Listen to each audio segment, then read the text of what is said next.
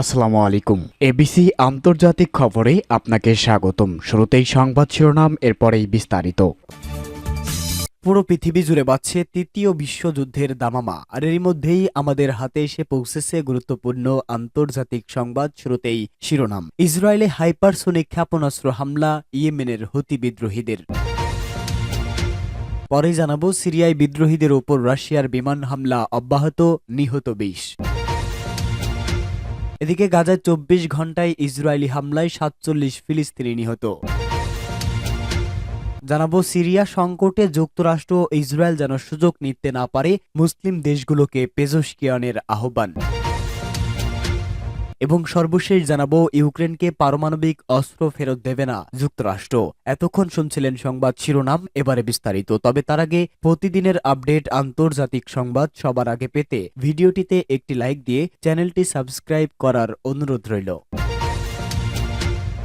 আপাতত Hezbollah Israel সংঘাত থামলেও মধ্যপ্রাচ্য যুদ্ধের ইতি ঘটেনি, নতুন রণক্ষেত্র হয়ে উঠছে সিরিয়া। এরই মাঝেই ইসরায়েলে হাইপারসোনিক ক্ষেপণাস্ত্র ছোড়ার দাবি করেছে ইয়েমেনের হুতি বিদ্রোহীরা। এক বিবৃতিতে গোষ্ঠীটি জানিয়েছে ইসরায়েলের মধ্য অঞ্চল লক্ষ্য করে এই হাইপারসোনিক ক্ষেপণাস্ত্র নিক্ষেপ করা হয়েছে। অন্যদিকে ইসরায়েল জানিয়েছে আকাশপথে চালানো একটি হামলা প্রতিহত করেছে তারা। বিবৃতিতে হুতি বলেছে ইসরায়েলের তেল আবিবের একটি গুরুত্বপূর্ণ লক্ষ্যবস্তুর উদ্দেশ্যে হাইপারসোনিক ক্ষেপণাস্ত্র ছুড়েছে তারা। এই ক্ষেপণাস্ত্রের নাম প্যালেস্টাইন 2। হুতির দাবি এই হাইপারসোনিক ক্ষেপণাস্ত্রটি ইয়েমেনের তৈরি। অপরদিকে ইসরায়েলের সশস্ত্র বাহিনীর বিবৃতিতে বলা হয়েছে ইয়েমেন থেকে আকাশপথে একটি হামলা চালানো হয়েছে। ইসরায়েলের ভূখণ্ডে প্রবেশের আগেই সেটিকে প্রতিহত করেছে তাদের বিমান বাহিনী। মধ্য ইসরায়েলের বিভিন্ন এলাকায় সাইরেনের শব্দ শোনা যায়। গত বছরের অক্টোবরে ফিলিস্তিনের গাজায় যুদ্ধ শুরুর পর থেকে ইসরায়েল লক্ষ্য করে ক্ষেপণাস্ত্র ও ড্রোন হামলা চালিয়ে যাচ্ছে হুতি বিদ্রোহীরা। এ সময় লোহিত সাগর ও ইডেন উপসাগরে পণ্যবাহী জাহাজ চলাচলেও বাধা দিয়েছে তারা।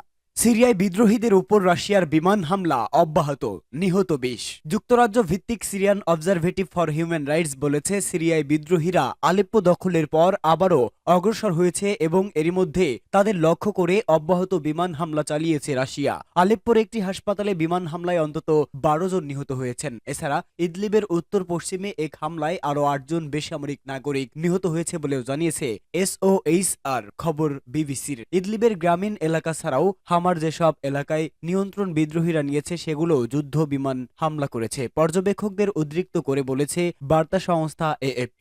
দেশটিতে গৃহযুদ্ধ শুরু হওয়ার পর এবারই প্রথম সিরিয়ার সরকার আলেপ্পোর উপর নিয়ন্ত্রণ হারালো। বিদ্রোহীদের এই বিস্ময়কর নতুন অভিযান শুরু হয়েছে গত বুধবার থেকে। সাম্প্রতিক বছরগুলোর মধ্যে এটাই সেখানে বড় ধরনের লড়াই। বিদ্রোহীদের অভিযানে নেতৃত্বে আছে ইসলামপন্থী জঙ্গি গোষ্ঠী হায়াত তাহরির আল শাম এবং তাদের সাথে যোগসূত্র আছে HTS তুরস্ক সমর্থিত এমন একটি উপদলের। এখনো পর্যন্ত ২০ জন বেসামরিক নাগরিক সহ ৩০০-র বেশি মানুষের মৃত্যুর কথা স্বীকার করেছে SOHR। এদিকে ২০১৬ সালের পর এবারই প্রথম রুশ যুদ্ধ বিমান আলেপ্পোতে হামলা চালালো। আলেপ্পো সিরিয়ার দ্বিতীয় বৃহত্তম শহর। সিরিয়ার গৃহযুদ্ধ যখন মারাত্মক আকার ধারণ করেছিল তখন প্রেসিডেন্ট বাশার আল আসাদকে ক্ষমতায় রাখতে রাশিয়ায় বিমান বাহিনী গুরুত্বপূর্ণ ভূমিকা পালন করেছিল। উল্লেখ ২০১১ সালে শুরু হওয়া সিরিয়ার গৃহযুদ্ধে এ পর্যন্ত অন্তত ৫ লাখ মানুষ মারা গেছে।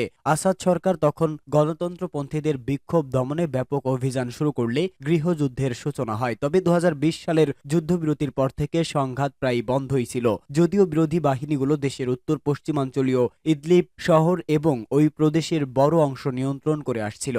গাজায় ২৪ ঘন্টা ইসরায়েলি হামলায় নিহত আরও ৪৭ ফিলিস্তিনি। গাজা ভূখণ্ডে ইসরায়েলি হামলায় গত ২৪ ঘন্টায় আরও ৪৭ ফিলিস্তিনি নিহত হয়েছে। এতে করে উপত্যকাটিতে নিহতের মোট সংখ্যা ৪৪,৪০০ ছাড়িয়েছে। এছাড়া গত বছরের অক্টোবর থেকে চলা এই হামলায় আহত হয়েছে আরও লক্ষাধিক ফিলিস্তিনি। এক প্রতিবেদনে এই তথ্য জানিয়েছে বার্তা সংস্থা আনাদুলু। প্রতিবেদনে বলা হয়েছে গাজা উপত্যকায় ইসরায়েলের চলমান হামলায় কমপক্ষে আরও ৪৭ জন ফিলিস্তিনি নিহত হয়েছেন। এতে করে গত বছরের অক্টোবর থেকে পর্যন্ত মোট মৃতের সংখ্যা বেড়ে ৪৪,৪২৯ জনে পৌঁছেছে বলে অবরুদ্ধ এই ভূখণ্ডের স্বাস্থ্য মন্ত্রণালয় জানিয়েছে। মন্ত্রণালয় এক বিবৃতিতে জানিয়েছে নিরলস এই হামলায় আরও অন্তত ১,৫,২৫০ জন ব্যক্তিও আহত হয়েছেন। মন্ত্রণালয় বলেছে গত ২৪ ঘন্টায় ইসরায়েলি বাহিনীর অব্যাহত হামলায় ৪৭ জন নিহত এবং আরও ১০৮ জন আহত হয়েছেন। অনেক মানুষ এখনও ধ্বংসস্তূপের নিচে এবং রাস্তায় আটকা পড়ে আছেন, কারণ উদ্ধারকারী বিক্ষোভকারীরা তাদের কাছে পৌঁছাতে পারছে না। উল্লেখ, গত 7 অক্টোবর হামাসের নজিরবিহীন আন্তঃসীমান্ত হামলার পর থেকে ইসরায়েল গাজা উপত্যকায় অবিরাম বিমান ও স্থল হামলা চালিয়ে যাচ্ছে। ইসরায়েলি এই হামলায় হাসপাতাল, স্কুল, শরণার্থী শিবির, মসজিদ, গির্জাসহ হাজার হাজার ভবন ক্ষতিগ্রস্ত বা ধ্বংস হয়ে গেছে। সিরিয়া সংকটে যুক্তরাষ্ট্র ইসরায়েল যেন সুযোগ না নিতে পারে, মুসলিম দেশগুলোকে পেজোশকিয়ানের আহ্বান। ইরানের প্রেসিডেন্ট মাসুদ পেজোশকিয়ান বলেছে, সিরিয়ার সংকটের বিষয়ে মুসলিম দেশগুলোকেই ব্যবস্থা নিতে হবে। দেশটিতে তাকফিরি সন্ত্রাসীদের পুনরুত্থানের পর তিনি যুক্তরাষ্ট্র এবং ইসরায়েল যেন এই পরিস্থিতিতে কোনো সুযোগ নিতে না পারে এবং তাদের শোষণের প্রচেষ্টা প্রতিরোধের প্রয়োজনীয়তার উপর জোর দিয়েছেন। ইরানের পার্লামেন্টের একটি পূর্ণাঙ্গ অধিবেশনে ভাষণ দেওয়ার সময় মাসুদ পেজেশকিয়ান সিরিয়ার সম্প্রতি উন্নয়ন এবং আলেপ্পো ও ইদলিব সহ উত্তর পশ্চিমাঞ্চলীয় প্রদেশগুলোতে সিরিয়ার সামরিক বাহিনী ও বিদেশি সমর্থিত তাকফিরি সন্ত্রাসীদের মধ্যে চলমান সংঘর্ষের বিষয়ে এই মন্তব্য করেন। তিনি বলেন, আমরা আশা করি মুসলিম দেশগুলো এতে হস্তক্ষেপ করবে এবং এদেশের অভ্যন্তরীণ সংঘাতে আমেরিকা ও ইসরায়েলকে সুযোগ নিতে দেবে না। পেজোশকিয়ান বলেন, তাকফিরি সন্ত্রাসীদের আক্রমণ আমেরিকা এবং ইউরোপীয় দেশগুলোর সমর্থন পেয়েছে। এই কার্যক্রমগুলো আমেরিকা ও ইউরোপীয় অস্ত্র ব্যবহার করেই পরিচালিত হচ্ছে। গত বুধবার থেকে হায়াত তাহরির আর শামস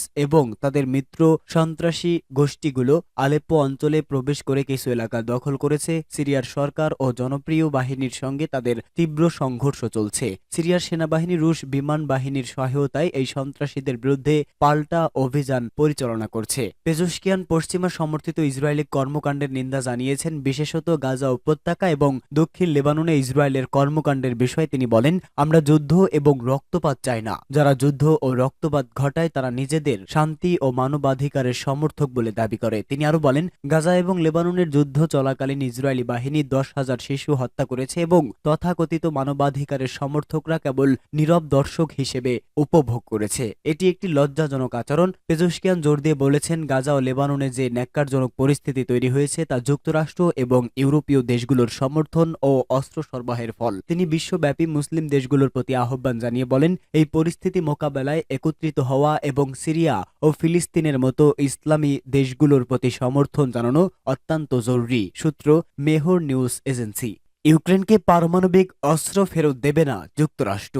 সাবেক সোভিয়েত ইউনিয়ন বিলুপ্ত হওয়ার পর ইউক্রেন যেসব পারমাণবিক অস্ত্র ছেড়ে দিয়েছিল সেগুলো তাদের ফেরত দেওয়ার কথা যুক্তরাষ্ট্র বিবেচনা করছে না। হোয়াইট হাউস জাতীয় নিরাপত্তা উপদেষ্টা জ্যাক সালিভান একথা জানিয়েছেন। গত মাসে নিউ ইয়র্ক টাইমস পত্রিকা কিছু অজ্ঞাতনামা পশ্চাতের কর্মকর্তার বরাত দিয়ে জানায়, যুক্তরাষ্ট্রের প্রেসিডেন্ট জো বাইডেন তার মেয়াদ শেষ হওয়ার আগে ইউক্রেনকে পারমাণবিক অস্ত্র ফেরত দিতে পারে। এই ব্যাপারে প্রশ্ন করা হলে সালাভিন তার জবাব দেন। এবিসি টেলিভিশন নেটওয়ার্ককে তিনি বলেন, এটা আমাদের বিবেচনায় নেই। আমরা যেটা করছি তা হলো ইউক্রেনের সামরিক সক্ষমতা বাড়াচ্ছি যাতে তারা নিজেদের রক্ষা করতে পারে এবং রাশিয়ার বিরুদ্ধে লড়াই চালিয়ে যেতে পারে, কিন্তু তাদেরকে পারমাণবিক সক্ষমতা দেওয়া নয়। গত সপ্তাহে রাশিয়া এই ধারণাকে স্রেফ পাগলামি বলে আখ্যায়িত করে বলে, এ ধরনের সম্ভাবনা এড়ানোর জন্য মস্কো ইউক্রেনে সৈন্য পাঠিয়েছে। সোভিয়েত ইউনিয়ন 1991 সালে ভেঙে পড়ার পর ইউক্রেন উত্তরাধিকার সূত্রে পারমাণবিক অস্ত্রগুলো পায়, কিন্তু তারা 1994 সালে সাম্প্রতিক বুদাপেস্ট মেমোরান্ডামের অধীনে অস্ত্রগুলো ছেড়ে দেয় এবং তার বিনিময়ে রাশিয়া, যুক্তরাষ্ট্র ও ব্রিটেন ইউক্রেনের নিরাপত্তার নিশ্চয়তা দেয়। সূত্র ভয়েস অব আমেরিকা।